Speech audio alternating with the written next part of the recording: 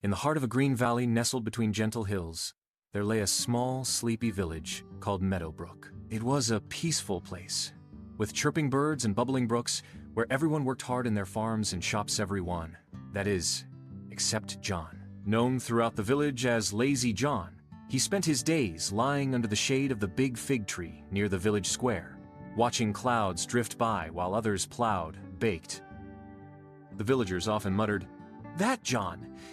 If only laziness were a job, he'd be the richest man in town." While roosters crowed and farmers clattered their tools before dawn, John would still be curled under his thick blanket. His mother, Mrs. Willa, would call him again and again, her voice growing hoarse, but John would mumble, "Just 5 more minutes," which easily turned into 5 more hours. He often skipped breakfast simply because he was too lazy to get up and eat. Mrs. Willa, a strong and kind-hearted woman, tried to help John become useful. She assigned him simple chores: gathering firewood, fetching water, or feeding the chickens. But each task was only half done, if at all. He would bring back 1 log when 10 were needed, or fill the bucket only halfway. "Why carry the full thing?" he'd shrug. "It's too heavy." His laziness began to wear her thin. One day, Mr. Thompson, the village baker, stomped to John's house.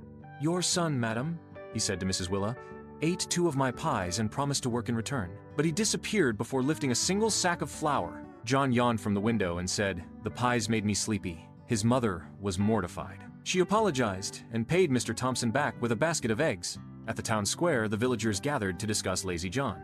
"He must learn responsibility," said old Mayor Pike, stroking his gray beard. "Let us give him one last chancea, real task. If he fails again, he must leave the village and find his own way in the world."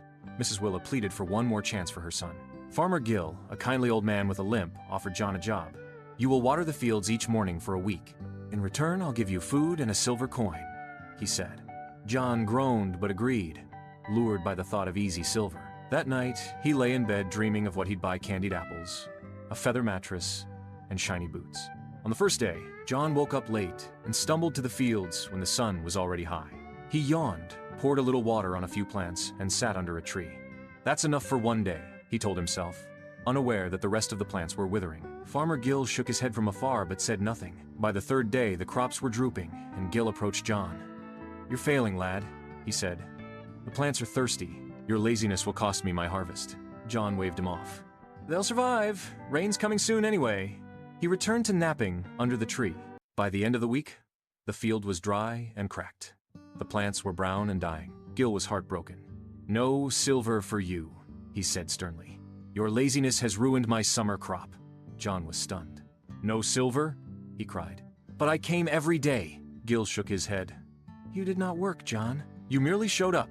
When John returned home empty-handed, his mother was waiting. She said nothing at first, then handed him a packed bundle and pointed toward the road. "You must go, John. Not as punishment, but to learn. Perhaps somewhere out there you will find the meaning of honest effort." Tears filled her eyes, but her voice was firm. John, stunned and nervous, walked away, unsure of what lay ahead. John wandered down dusty paths, through quiet forests, and over hills. He begged for food in villages, but most people turned him away. "You're young and strong," they'd say. "Go earn it." Nights were cold and meals were rare. He began to wish he had listened to his mother. One day, deep in a forest clearing, John met an old man chopping wood. The man was frail, and his hands shook. "Would you help me, son?" he asked. John hesitated but remembered his hunger. "All right," he mumbled.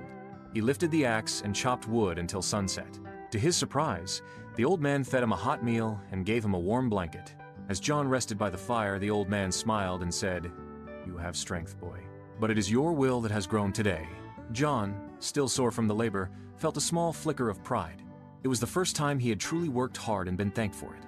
John stayed with the old man for several days, cutting wood, collecting water, and repairing fences.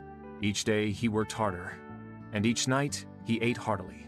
His muscles ached, but he began to feel something he had never felt before: purpose. Eventually, the old man sent him to the nearby village of Thornhill with a note. It was a recommendation for work at the town's grain mill. The miller, after reading the note, gave John a try.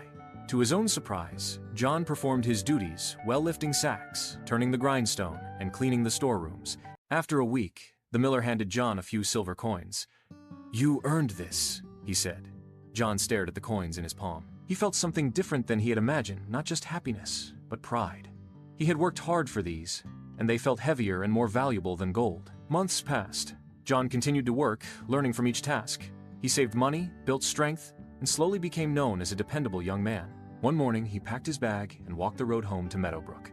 He had a gift in his pocket, a small pouch of coins and a wooden carving he had made himself. When Mrs. Willa saw her son at the door, strong and sun-browned, she nearly dropped her laundry basket. "John?" she whispered. He hugged her tightly. "I'm home, Mama." "And I'm ready to help now, truly." She wept with joy, feeling his strength and sincerity. John didn't return to the fig tree.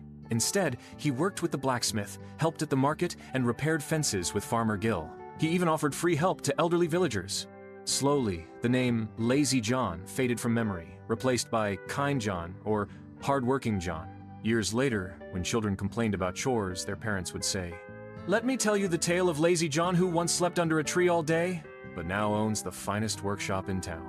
And John himself would smile, remembering the old man in the forest and the long road that had turned him into someone he could finally be proud of. The story of Lazy John teaches us that laziness may bring temporary comfort, but it leads to long-term hardship, while hard work, even when difficult at first, brings true reward, self-respect, and growth. John's journey shows that no one can succeed without effort. Respect and trust are earned through action, not words. It's never too late to change, but change requires commitment. Hard work builds not only wealth but also character and confidence.